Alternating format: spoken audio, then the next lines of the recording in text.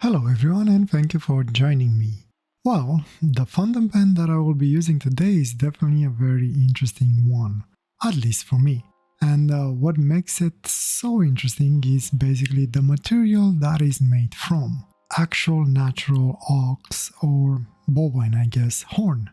As an extremely small fountain pen maker, it raises so many questions in my head. How hard is to turn this material? Where can I get some to try it out? How durable it is? How easy it is to work with? How easily does it stain or clean? How easily does it polish? And so on and so forth. It took me a while to decide to dive into getting one, and when I finally did, it took me even longer to decide to actually make a video on it. Mostly because of the unknown factors that I just listed. I do not know if I should or not recommend this fountain pen, so I decided to just show you what it is, how it works, and let you decide if you want one or not, unless you already have one.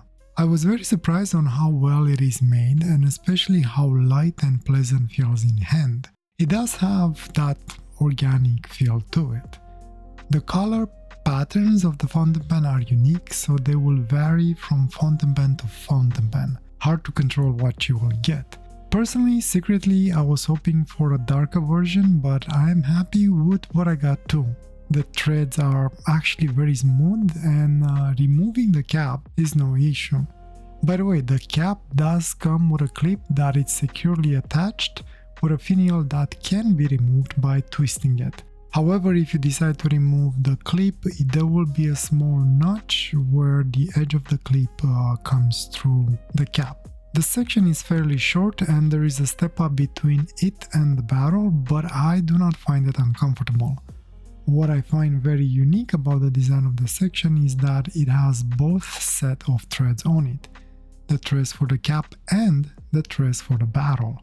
Interesting design choice, and I do see its benefit. The only downside I have found on this design is if you do not securely attach the barrel when trying to uncap the pen, the barrel will be removed instead. But at the same time, since I do not know how strong these threads are, since I do not know how strong the material is, I will recommend caution on how hard you twist the cap or barrel in place. Speaking of threads, the fountain pen comes with a number 5 nib, but I think this nib unit is glued into place rather than threaded. At least I'm not able to remove mine, and that is my conclusion. I did not want to force it out. So I will assume that this was glued into place because maybe fine threads are an issue for this type of material. Obviously though, I could be wrong. Since I don't have it to try it out, I can't tell that for certain. I do not know if this is actually made by Hero brand or someone that is using the Hero brand name. My fountain pen came with no such branding on it, and even the nib that it came with is generic, even though the ad pictures will show a Hero nib. So I would personally say that probably it is not actually made by Hero, but that is just a guess. Without any knowledge on how brand operates, I can't be 100% sure. So this is the fountain pen in a nutshell.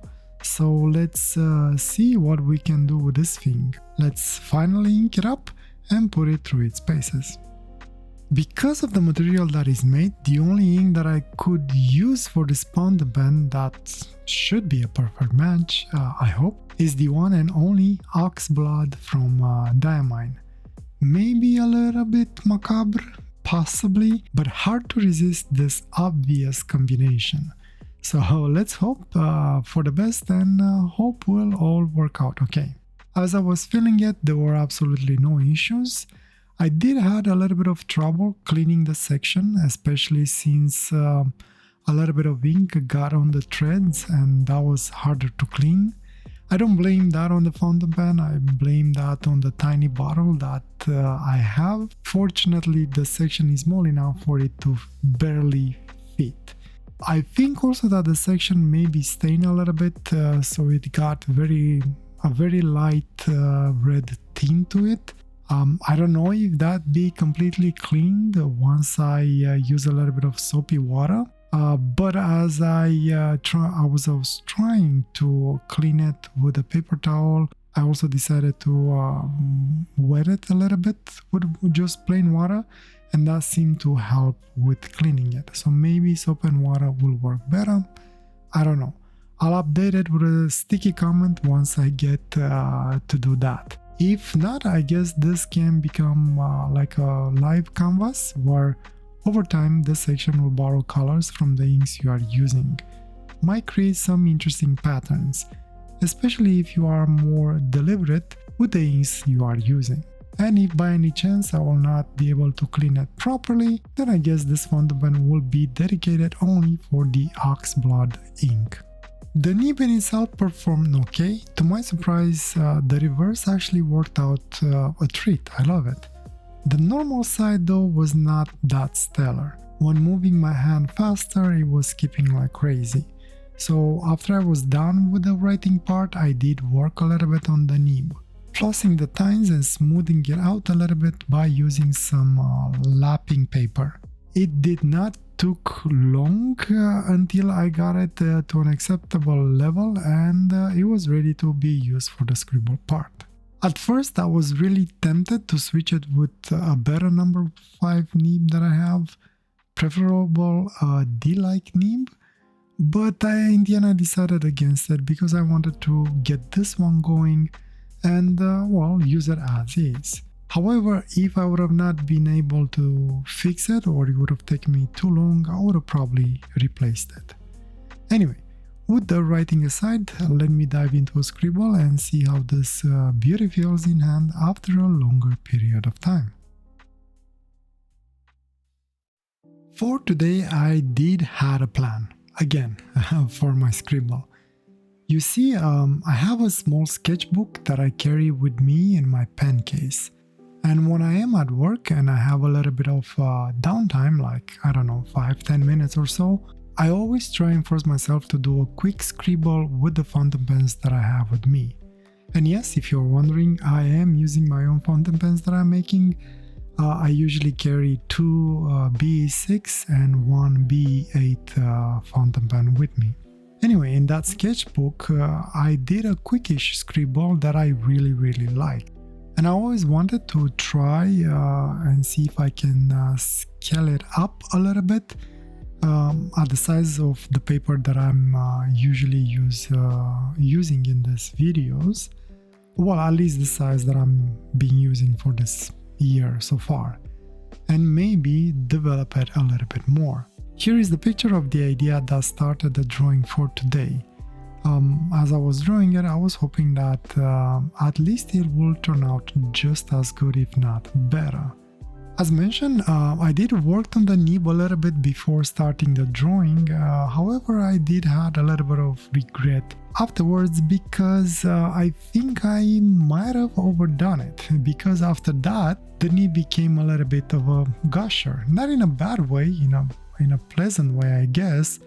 It gave me nice wet lines, but not what I wanted. At least maybe they were too wet for the drawing that I had in mind for today. Especially for the eye part, what I needed a more drier line and thinner. I guess probably I should have tried it first and see how it behaves on the paper before doing any work on it. All good though, in the end I managed to sort of make it work a little bit by using the reverse, by using, well, a lighter hand pressure, and by moving my hand a little bit more vigorously when I needed thinner interrupted lines. So basically I was forcing it to skip somehow.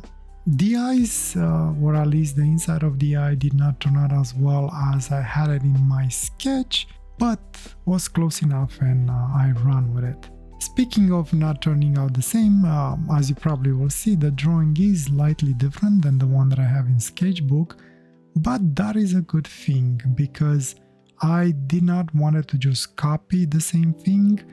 I wanted to have the same theme but come up with something maybe better or different. So basically the idea behind it is pretty much the same. What is it? That's a very good question. I don't know the answer to that. My guess is that maybe some sort of a tree alive, maybe, or maybe some sort of a crystal shape that grew and is alive. And what makes it alive, I guess, that, well, it has eyes. Speaking of eyes, as you probably see, this one ended up with a pair of eyes instead of one. Which one I like better? Right now, in this moment, after I just finished the drawing, I have to say that the sketchbook one, I still like it a little bit more. I like maybe its simplicity better, but I guess ask me again in a week or two, probably I will like them both the same, but for different reasons. All I can say is that I did enjoy it, and it was a very pleasant process, which neatly brings me to the fountain pen. I have to say I did enjoy using it, and it's really not that bad. I think personally I would have preferred maybe a longer barrel than the one that it has, especially since I cannot post it. For some parts I wished I could have held it a little bit higher up. Posting it in this case would have been perfect. The funny part though, I do prefer it as is when writing. I don't think I would have liked it posting it. Since I don't hold it as higher as when I draw, the length is actually perfect as is. As for the ink, in my opinion, I think it's a perfect pairing. While not the best for building a lot of values with it or drawing with it, I did manage to make it work, or at least it did work out pretty great for this type of drawing. I did manage to get what I wanted out of it, and I think from now on it will be reserved only for this fountain pen. I don't think I can find a better match. Oxblood for my Ox fountain pen. It's almost like it's alive again, disturbing maybe, I know, but kind of cool in its own way, I think. At least it is in my head. What can I say? I'm an odd person. Would I recommend it? From my perspective, I think it is kind of a cool pen, but the final decision of if you should get one is with you. And that will matter based on your preference and, well, morals. And with that, I guess I will call it another successful scribble with a very unusual but kind of cool fountain pen that in the end I personally really enjoyed using it. As usual, I hope you will enjoy the rest of the time lapse, and I will see you next time. Wish you all the best and a wonderful day or night, whatever you are. Take care. Bye.